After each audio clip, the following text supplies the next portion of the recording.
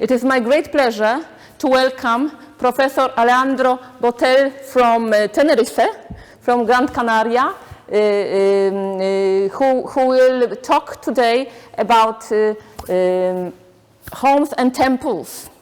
And Professor came to visit us thanks to our ambassador, Dr. Piotr Lewicki, splendid architect, Polish architect. I'm sure you know his works.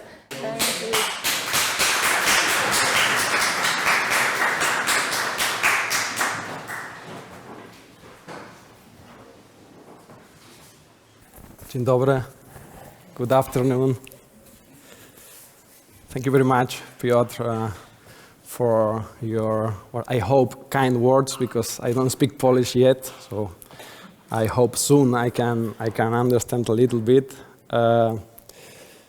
First of all, I would like to thank the authorities of the Faculty of Architecture of Krakow University of Technology, the Dean, Magdalena. Thank you very much for the invitation. It's a great pleasure to be here in this academic forum and to be able to share our work and the way we understand our profession as architects. Thank you, special thank you again to Piotr, my dear friend, for making it possible.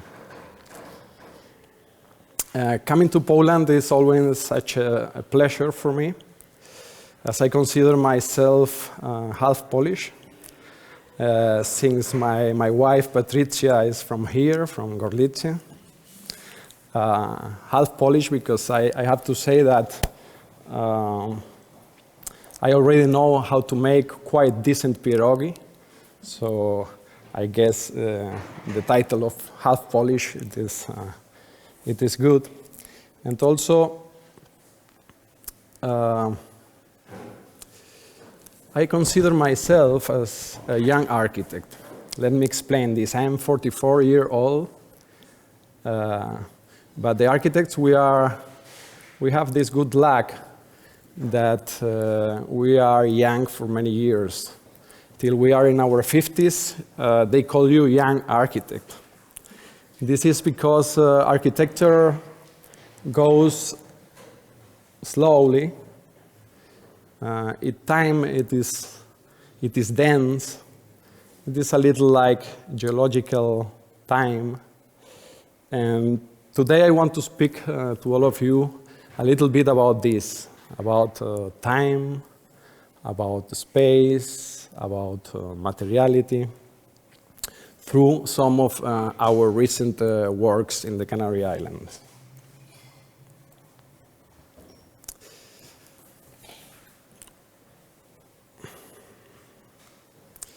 As there is no architecture without a place, let me tell you a little bit about my place, about the Canary Islands, our work context there.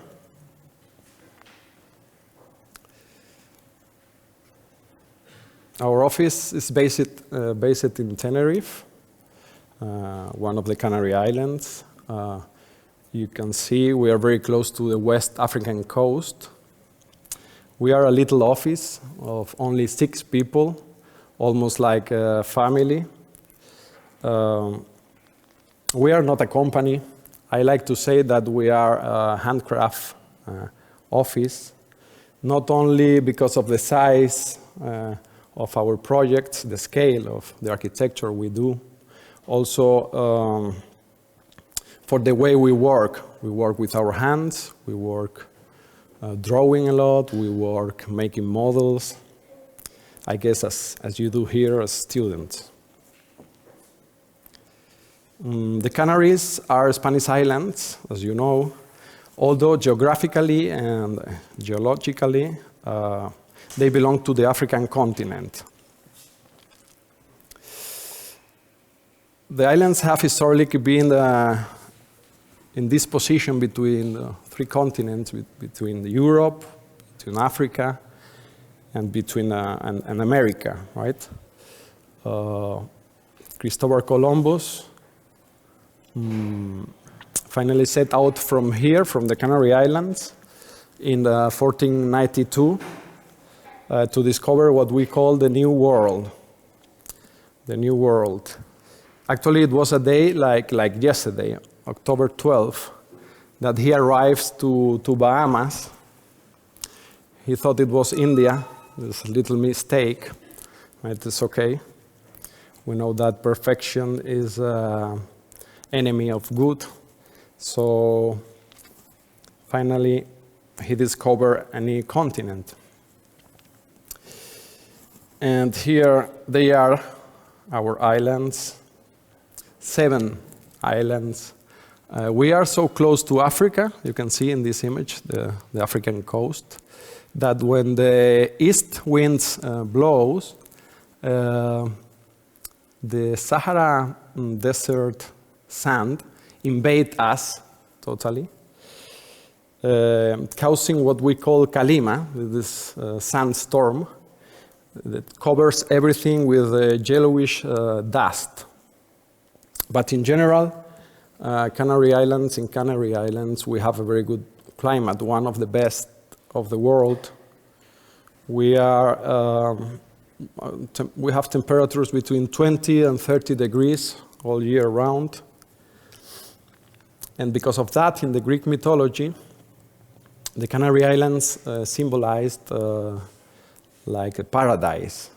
All these Macaronesian islands were the paradise for Greek mythology. Canary Islands was the garden in which Hesperides, that was the daughters of Atlas, guarded the golden apples that provide immortality. The Romans also called us like the lucky islands. So we live in a mythological territory that, thanks to the height of the volcanoes, we are volcanic islands, this is important. Thanks to the height of the volcanoes, we are capable to catch the rainwater from the clouds. So if it was not for those volcanoes, we will have a landscape very similar to the Sahara Desert. But it is not like that.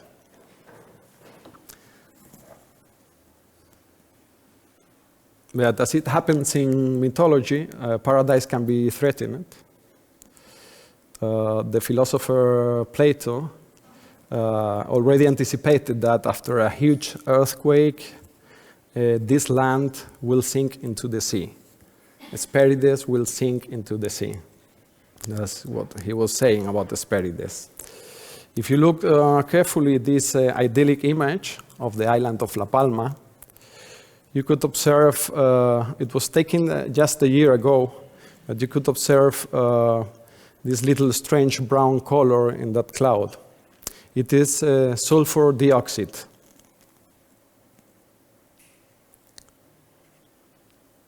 In this satellite view, we can see how these clouds move with the wind. That's because the volcanoes have awakened.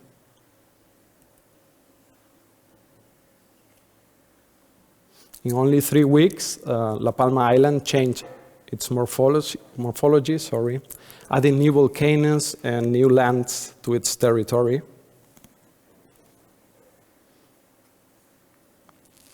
The eruption left us both frightening and very beautiful images, like this one.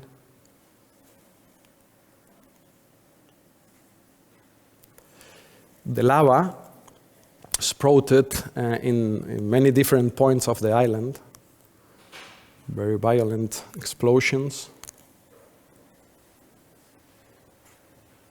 forming real rivers of fire.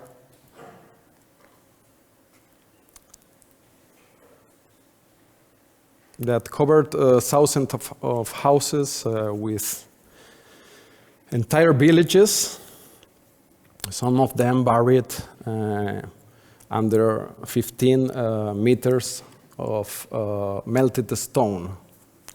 That was a year ago.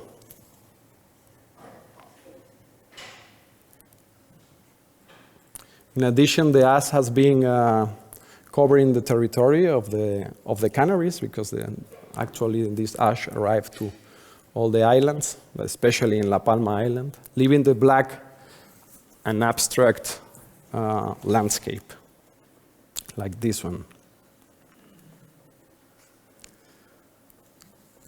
It looks like black snow on the top of the roofs. Some of them were collapsing because, well, they were not calculated for that. We don't have snow there.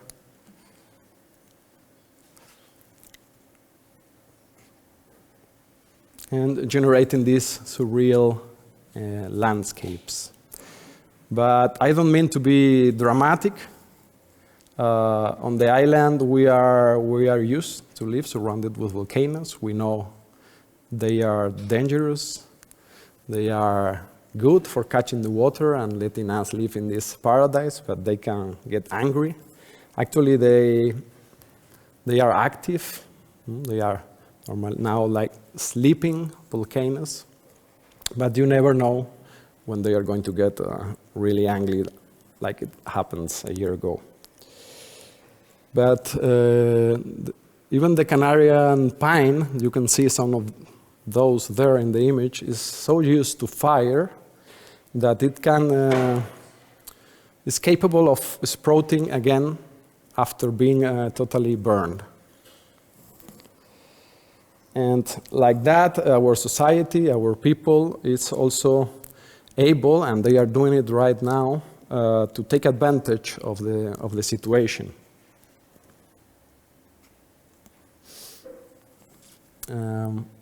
Before the tourism, Canary Islands was a real poor agricultural society. We were exporting sugarcane, wines, tomatoes, potatoes, whatever. And when the lava cools down, the farmers, well, the lava cools down more or less in 5 years. So we have to wait from now 5 years.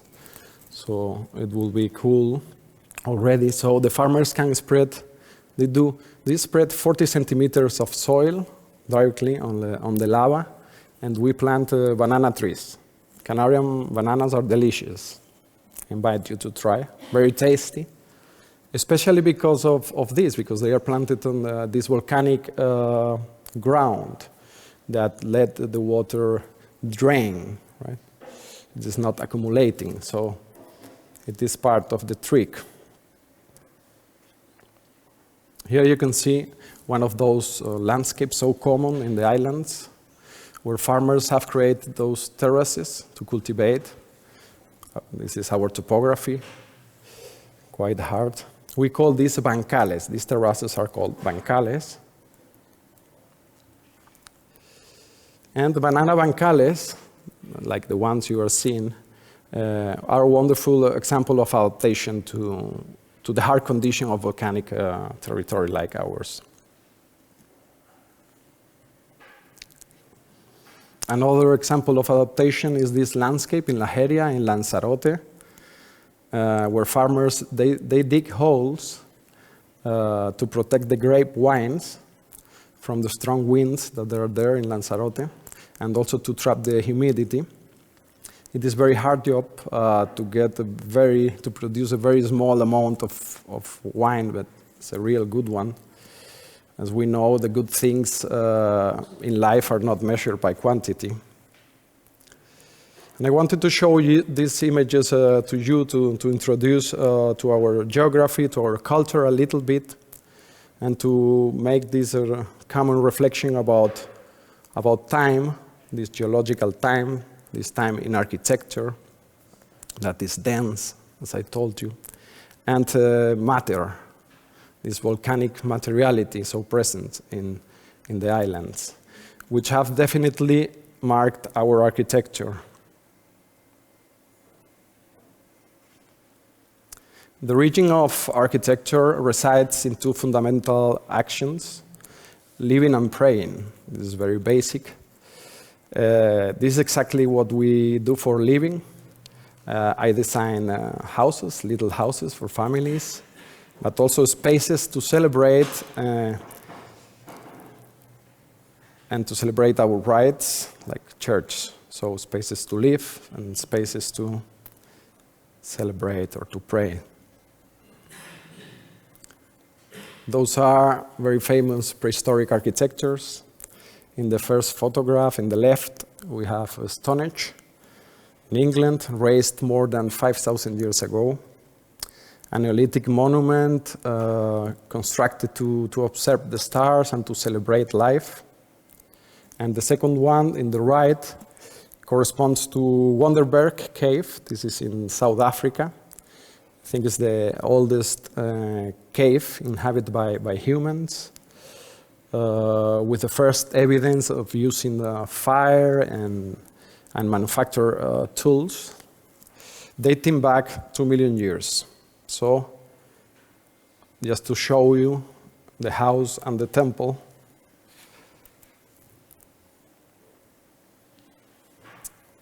And that now, thousands of years later, we realize we are not so different from our ancestors.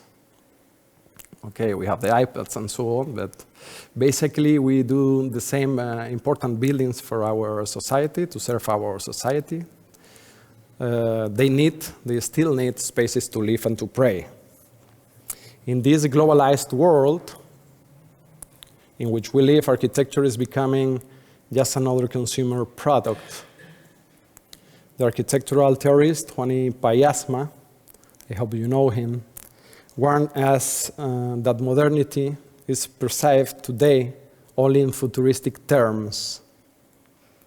There is a cult of the new and spectacular, but we do not exist only in this spatial and material reality. We also inhabit cultural, mental, and temporal realities. Today I will show you 4 projects, 2 houses and 2 churches, where we have tried to make the old and the new meet somehow in what the Catalan architect José Antonio Codert liked to call the living tradition.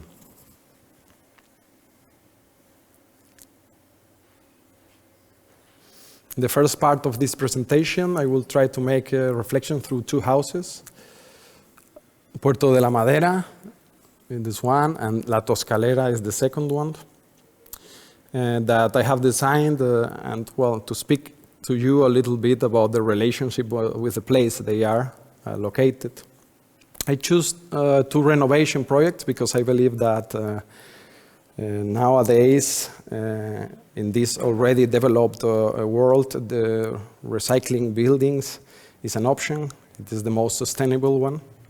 So to show that we can make modern architecture, we can give another opportunity to old buildings and structures.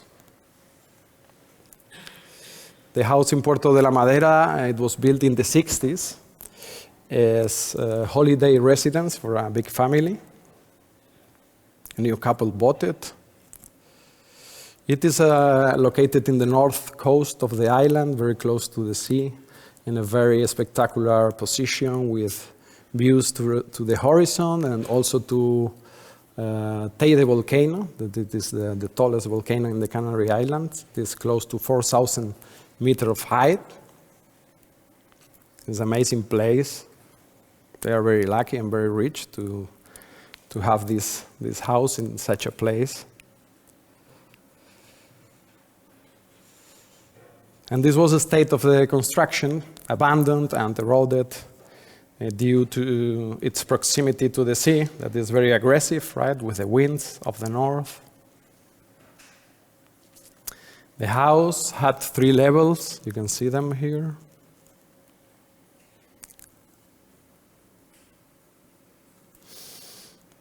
Yeah, and here you can see the great impact that the house had over this beautiful landscape with this volume.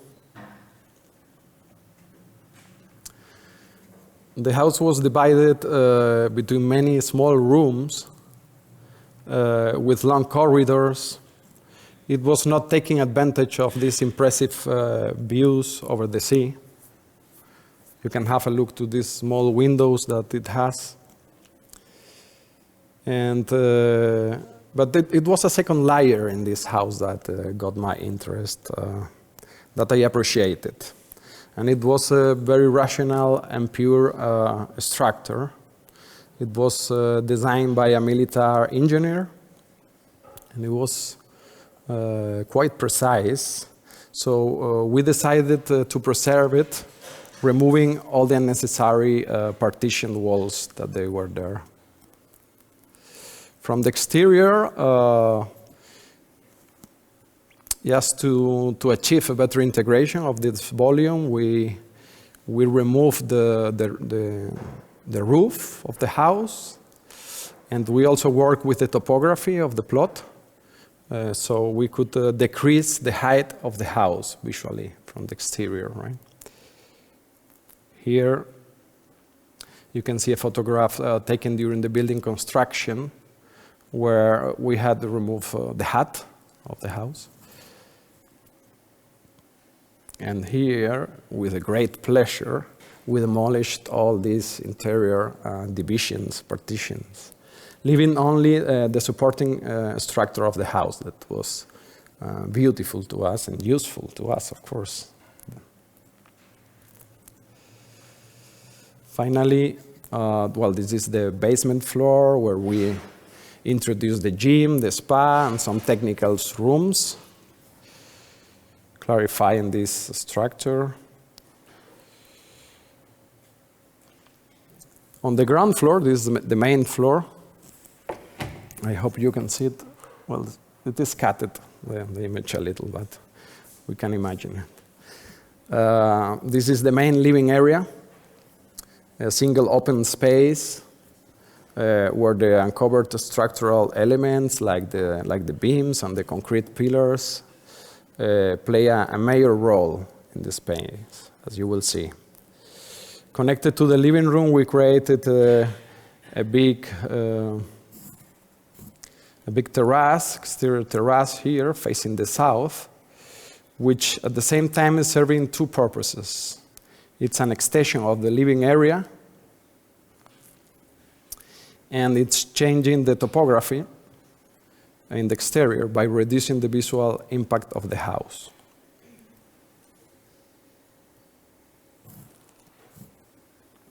On the upper floor, we have the bedrooms, two double bedrooms with their independent bathrooms and a suite with a dressing room and a large terrace. That's this one.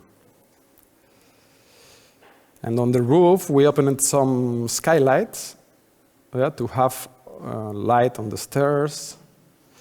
And we covered all the roof with a stone, with volcanic gravel, to allow the native vegetation to grow naturally there.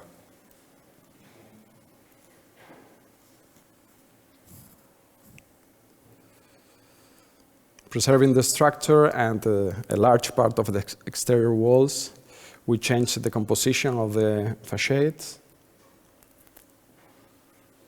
In the north, facades continue to have 3 levels, but in the south one, we reduced it to 2 levels. Here you can see the door we opened in the axis of the facade, giving the house a new character and enhancing symmetry. The finish of the exterior walls is a gray texture monolayer plaster, very resistant for the winds we have there, and also matching with its color the surroundings, the colors of this landscape. I'm so sorry that it is, we are seeing half of the house.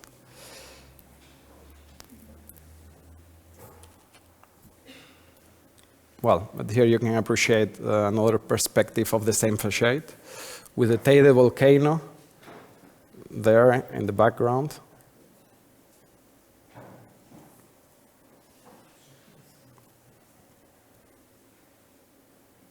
For a better visual integration of the house, we planted, well, the native vegetation that does not need to be watered, And we adapted to the plot.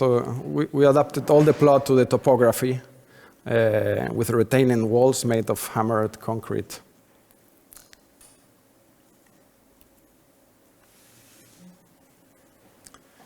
They have a pool that can be filled with seawater, so it is very efficient.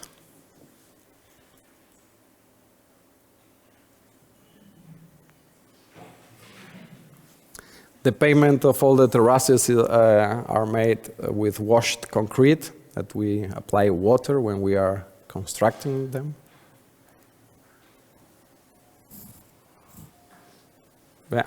And this is another view of this infinity pool with Atlantic Ocean in the background. And that's the place. Here we see a drone image of the house. And what happens inside is that we can enjoy the views now. It is a very diaphanous space. The existing extractor of pillar and hanging beams generate a sequence and give the space the character. This structure reminds us that we are not in a new house, that it has other life before. And also the interior was painted in matte dark gray that draws your attention to the views. The floors are also made of polished concrete.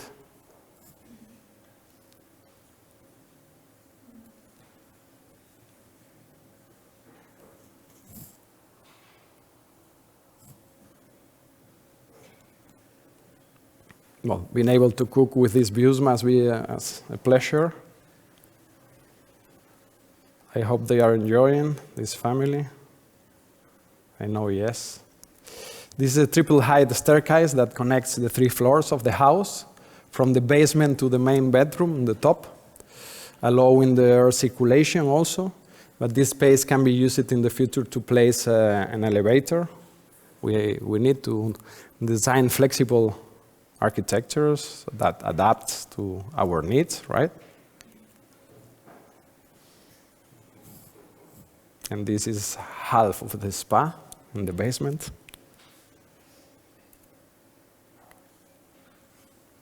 The bathrooms are finished with micro cement, dark gray, as the rest of the house. We also left the structural elements visible in the bathrooms, following the criteria of the intervention. I really like using micro cement in the bathroom. It is a very clean and continuous material, but you have to know how to apply it in order to be well done. This is a view of the master bedroom with its terrace facing the sea.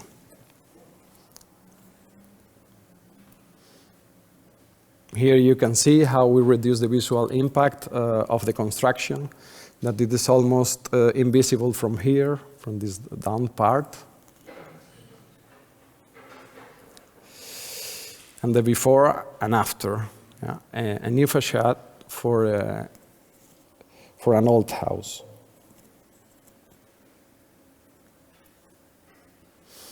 Next, we're going to see the second project that I wanted to show you.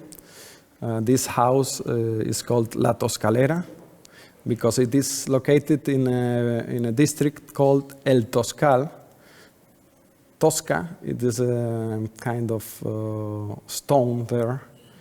It comes from the name of a stone that is structured precisely in this area of Tenerife. And it was present in the house, so it is defining its materiality. The house is in the city center of the capital city, Santa Cruz de Tenerife, very close to the sea as well, to the port of Santa Cruz, in this area.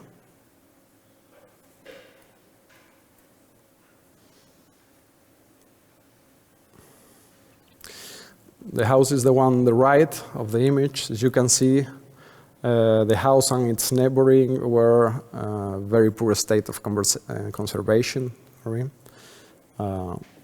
This small neighborhood was built in the beginning of the 20th century to provide houses for the workers of the port of Santa Cruz. They were very humble houses, but inside, very humble inside, but with these decently decorations in the exterior facades. Which somehow reminds me of the Spanish architecture of Havana in Cuba, where the Canarian people have emigrated for years. The neighborhood, despite being in the heart of the capital city, it has very human scale with buildings that in general do not exceed of 2 or 3 levels.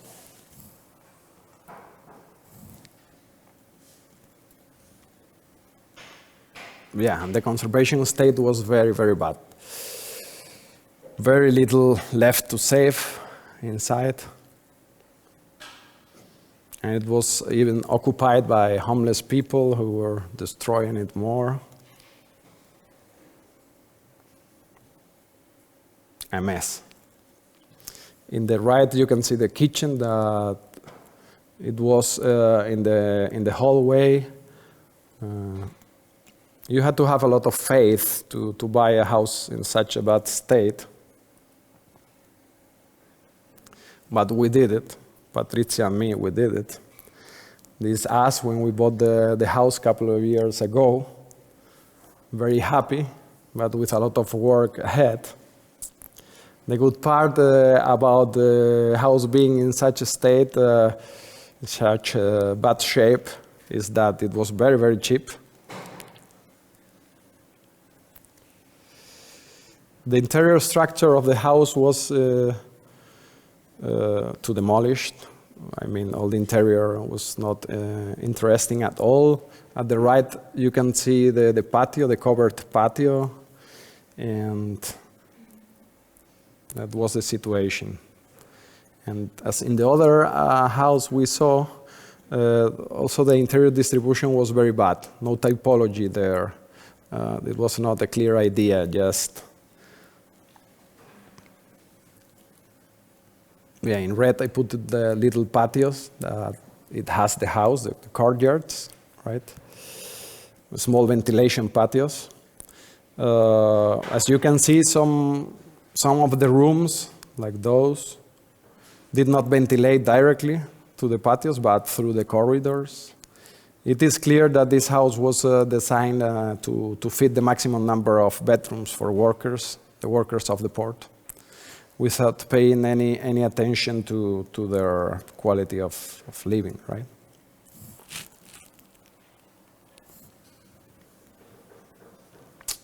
And here we start working with this house.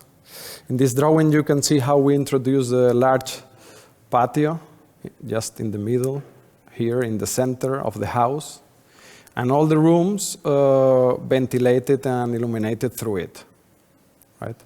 And here a terrace. So the red are like open spaces.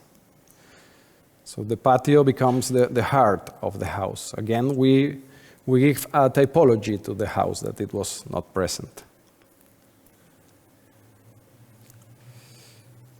We made the radical decision of breaking the house into separate parts with open stairs in the middle. We were able to do that because in Santa Cruz, where we are the lucky islands, in Santa Cruz, it only rains an average of 18 days per year. And when it rains, we like it. And in the upper floor, we find the master bedroom with its bathroom and opens to this outdoor terrace. Another bedroom here, also with a bathroom. As you see, the layout is very rational. On the left side are the utility spaces, like bathrooms, the stairs, also the kitchen. And in the right, part, the living spaces, the main spaces, right? So very functionalistic. This distribution allows us to have no corridors at all. If you remember before, the house was practically a corridor. Now, not a single square meter is wasted. That is another reason that why we made the open staircase, so that the maximum constructed area permitted, which was limited to 130 square meters, would not be compromised. And here it is after the renovation. The facade now, the upper floor, this concrete volume in the background that can hardly be seen from the street because it is set back 3 meters from the old facade. And we managed to replicate the original blue color of the house that was important for us. The purpose of the rehabilitation for us here, it is not to maintain and touch this historical image of the city, of the house, but rather to modify it in a controlled way that allows the evolution without erasing the essence of the place, this living tradition that I was speaking about. As we can see, the living room and the patio form a single space if the sliding doors are open. The vertical structure is made of metal pillars, and it is independent and separated 15 centimeters from the old and rough walls of stone and brick. It might look like this house is brand new, but the walls tell us a lot about the memory of this place, both in its materiality with the stone and the bricks, this Tosca, La Toscalera, remember the name, and also in its evolution. You can see the old distribution of the house just by observing the marks left by the old dividing walls. So it's a new old house again.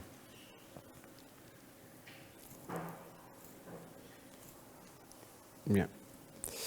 This is how the patio is perceived from the living room as an extension of this space. The kitchen is the center of the house. We spent a lot of time cooking and we enjoyed together there. In Spanish, the word house comes etymologically from the word hogar. Hogar means home. So hogar means where the fire is. The home is with the fire, where the fire is. So in the middle of the living room. In the image of the left, you can see the concrete staircase, open one. Notice that we have once again played with time. We put it here. The first step made of basaltic stone, massive one, like in traditional Canarian architecture, and to be more resistant, to resist the damp. The staircase is slightly separated again from the wall to make a dialogue with the pre-existing. And in the photograph on the right, you can see other set of time that exists here with this hammered concrete and the bricks.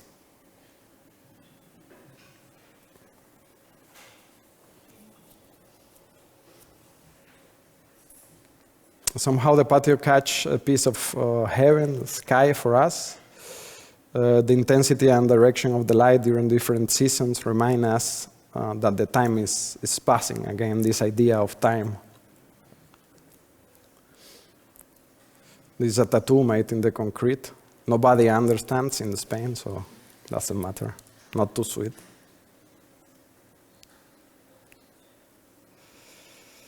It's the main bedroom with its terrace. Wow, psychedelical. Here.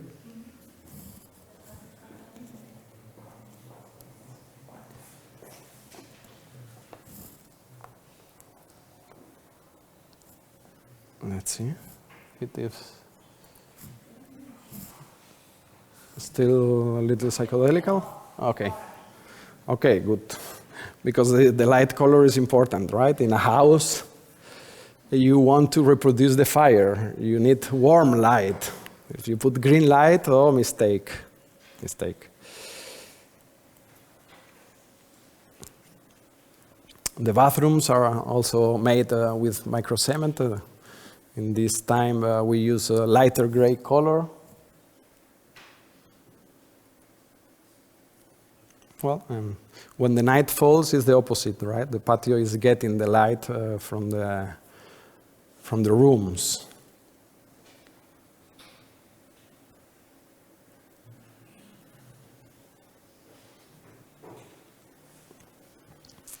Okay, now we are in the second part already, where we are going to talk about the celebration, the religious celebration, okay?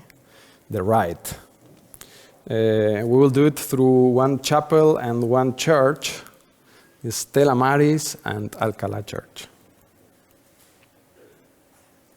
Stella Maris means the star of the sea, right, in Latin. The bishopric commissioned me to build a tiny chapel, really tiny, like only 50 square meters surface, in the fisherman village called El Pris, just here. The neighbors of El Pris, they were for many years asking for their own chapel for the Virgen del Carmen, that it is the Mother Mary, the patron of the sailors. Wonderful views again, with the Teide here, the volcano in the background.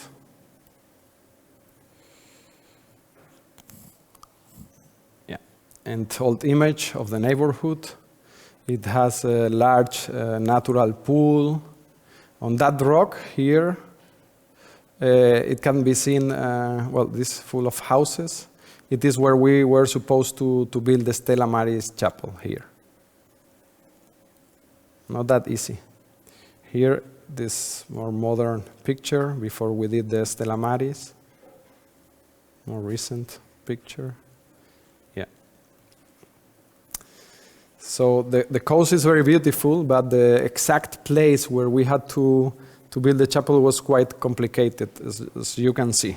It was necessary to demolish that small white construction here on that little mountain in order to build a chapel, right? It was a real challenge because we had a very low budget, and also the plot was quite complicated. As you can see, not only because its shape, also because it was very hard stone, the ground, and we were very afraid of making vibrations while preparing the plot. So these old houses that they are all connected and very bad constructed could be put it in risk. So we were afraid. So we decided, we said it is safer not to touch the ground. So let's do the chapel on this little hill. The shape of the plot didn't help, as I told you.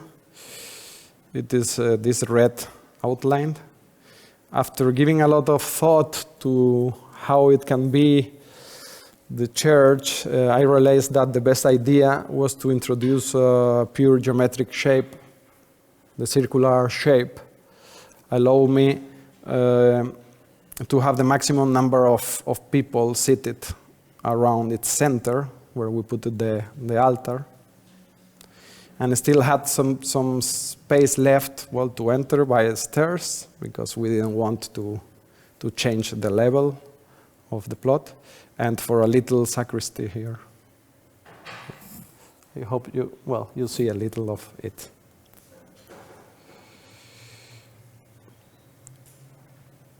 In addition, the circle had another poetic connotation that helped me to build a history, that it is always necessary to create something new.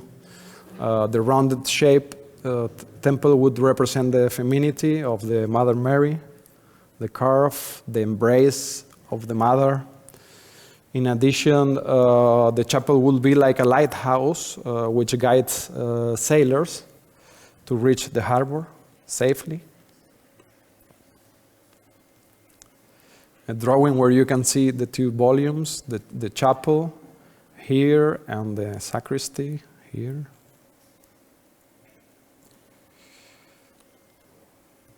Yeah, just in the pier. The cylindrical volume and its textures. In this project, we wanted to try blue concrete. It is the hardest because it is going very fast. It is difficult. We have tried many colors and textures with the concrete. It is very funny it is a very nice thing to do these experiments. Well, the blue was a reference to the color of the ocean, but also the traditional dress of this Mother Mary, Virgen del Carmen. This is from the roof, and here you can see the blue. It lost a lot now, the power of the color. During the work, a funny idea came to me. Some neighbors didn't like the design of a modern chapel. Didn't represent them. So they said it looked more like a bunker. So I thought it would be a good idea to have a big party. It's always solving any problem. So during the construction of the temple, I invite everyone in this village, fisherman village, so they can feel part of the process. The only condition was to participate was to bring a local wine, white wine bottle. They usually come in the Canary Islands, white bottle in blue bottles, okay? So you get the bottle, you get into the party. My friends tell me that I take any excuse for drinking good wine. This is true. But in this case, the reason was different. After eating together, all together, and sharing the wine, I asked them, all the neighbors, to break the bottles. And I told them that we will use these broken crystals in the construction of the chapel. So they were quite surprised, and surely they thought I was drunk. But we did it. We used those blue crystals and we put it in the mass of the concrete of the altarpiece, where we would place the statue of the Mother Mary. With the sunlight, you can see how they shine and give like interesting effects to the temple. But the most important thing it is that those who attended the party, well, in addition of having a great time, they felt part of this project. They put something into this building, so it was more friendly now. And here it is, the chapel and the Teide behind. Well, the Teide is always present. You can see the Teide from all the islands. And from the top of the Teide, you can see the 7 islands and an African coast. It is very beautiful when you arrive there with the sunlight shine.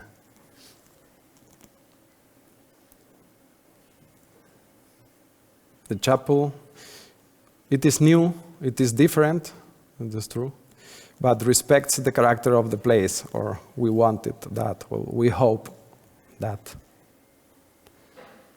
This is from the pool we saw before. Yeah, here you can see a little the pool, and finally they have their chapel of Stella Maris.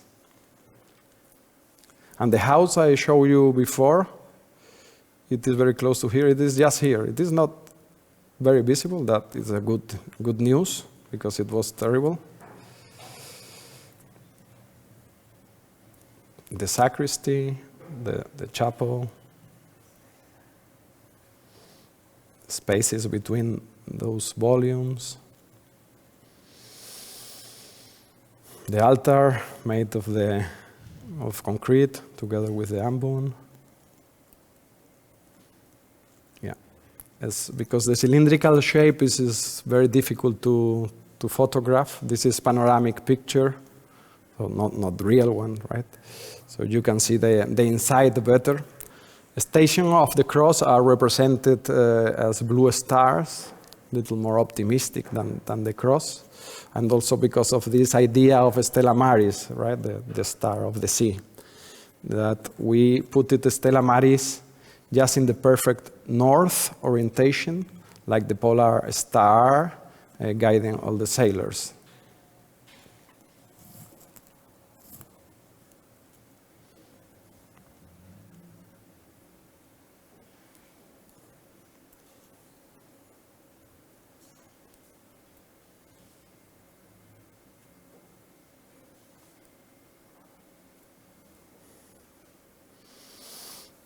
In the end, this chapel became part of my memories, not only as an architect. Patricia and I got married there, surrounded with our family, and also with all the neighbors of El Pris here, all the ladies.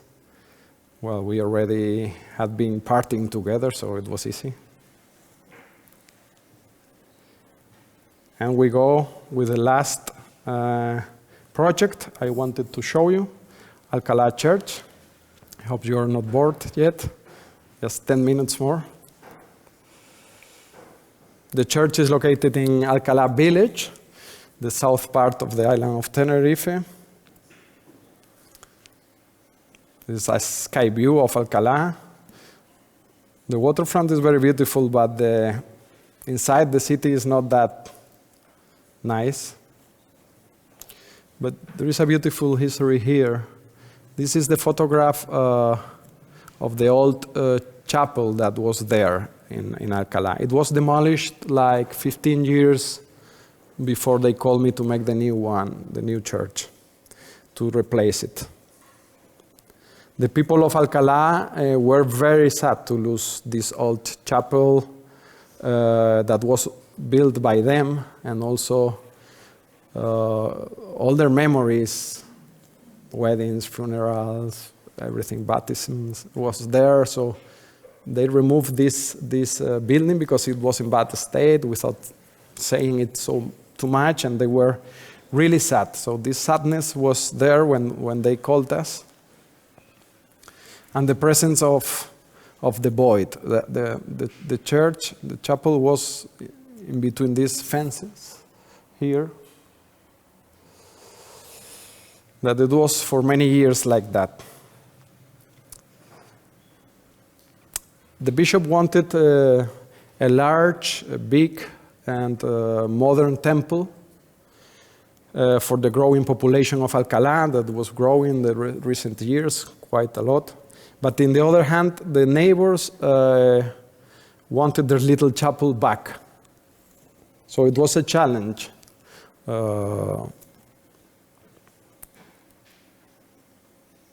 It was complicated with these contradictory ideas. I began to draw. And from the beginning, it started this idea from the first sketch. You can see the intention of dividing the volume of the temple like in two. This white and this other like higher, it is kind of yellow. This is the color of the Tosca, of this stone from the south also.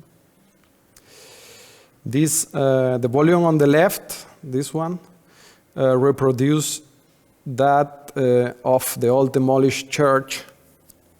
It has exactly the same proportions, the height and everything, and the wall thickness, the dimension of the walls, 60 centimeters. It is an attempt to recover its memory, the memory of the disappeared chapel. On the contrary, the volume on the right represents the new, I don't know what's happening here, but let's fix it. Great, it fixed alone. Great. So we were speaking about the old and the new, right? In these sections, you can see the intention to introduce the light just in the central point of the church, between the two volumes.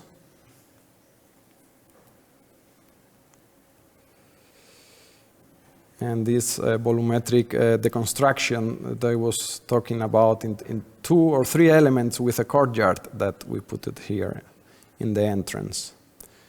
Looking at the past without melancholy, like in order to build the future.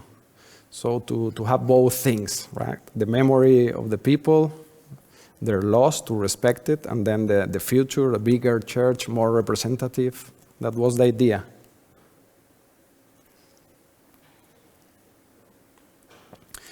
A single interior space translates in 2 different volumes from the outside. One recovers the shape and the position of the old chapel as an interpretation of a traditional architecture. And the other 6 vertically, this, giving the interior space greater representativeness, and culminating in the skylight that illuminates, that comes from here, and illuminates the presbytery, and connect both naves of the church. We'll see it. It's in the plan. It has 2 levels. This is the main one with a little square to access here, and the 2 naves. I hope you can see it. This one, this is the old one, and this is the new one. But it's only one space inside. You can see it here.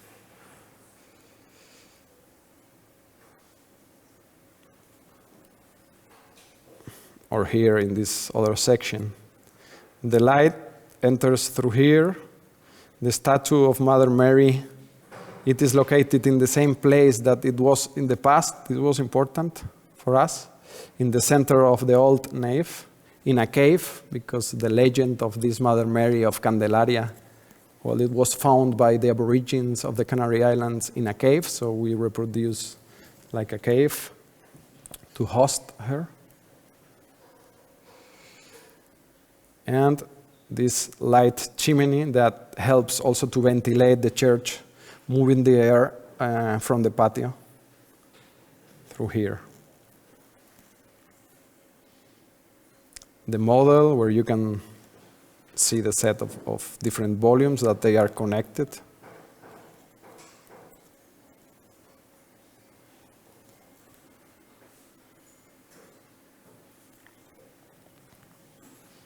Another model and another scale with a context. This is the work process of the construction site. It is one of the most exciting moments you will see very soon when you are professionals, where you can investigate or try out your ideas to modify a little your ideas of the project. Here we were starting to hammer the walls, obtain different textures. This wall of the old part, it is also, we put it old stones that there were remain there from the old church, and then the yellow concrete with the colorant, well, very plastic thing.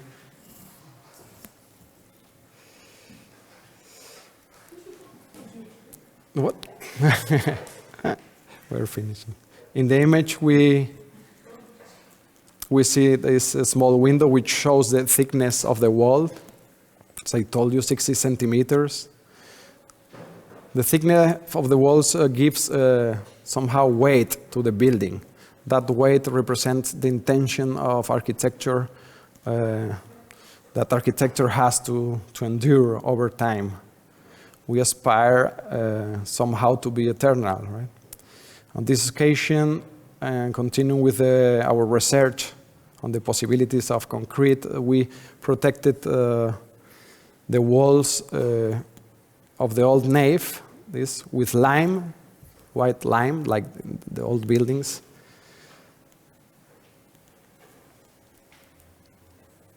So it has this special texture. It is not white concrete, this is gray concrete, but with white lime, and then the yellow concrete that is colored in the mass to get this materiality. Here we can see how the walls, well, also how the volumes, they do not touch each other. They have this dialogue. The stones.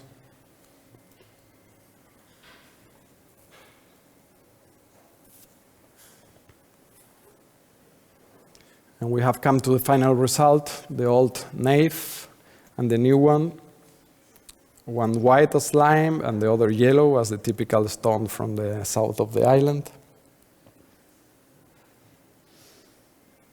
The access to the temple is located here, where the different volumes meet. We wanted the people to experience this feeling of compression, that the space is compressing before entering to the big open space in the interior of the church. So this is the wow effect, and that people say, wow, this is what we wanted.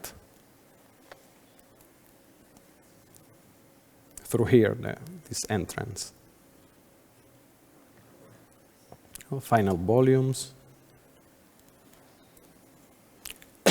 Side elevation from the street.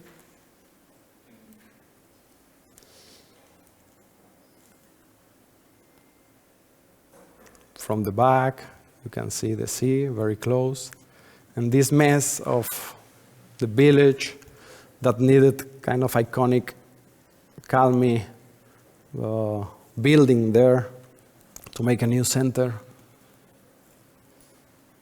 Yeah, the light is coming through here. This yellow crystal, so there's a little trick so to have a golden light inside, cheap gold. Especially in the Canary Islands, that we have a lot of sun.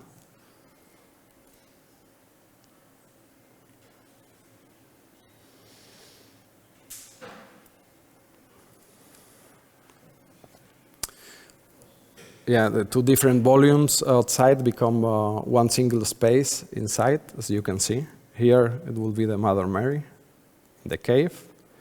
The old nave has different scale. The walls are new, but the air contains the same and condenses all the moments lived by the neighbors of Alcala. This is what we wanted to achieve. The frontal view from the entrance.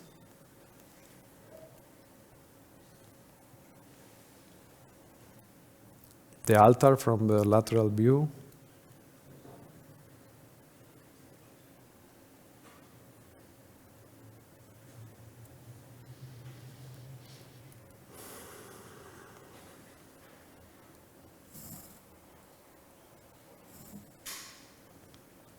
These solid wood benches, and this is the access to the church, to the coro.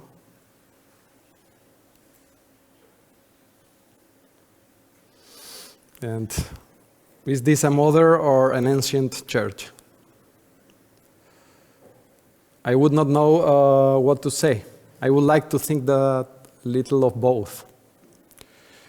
I would like to finish my presentation with some beautiful words from the Mexican poet Octavio Paz, that he said, "The search for modernity led us to discover our antiquity, the hidden face of the nation. I am not sure whether this unexpected historical lesson has been learned by all. Between tradition and modernity, there is a bridge. When they are mutually isolated, tradition stagnates and modernity vaporizes. when in conjunction, modernity breathes life into tradition, while the later replies with depth and gravity. Thank you very much. Dziękuję.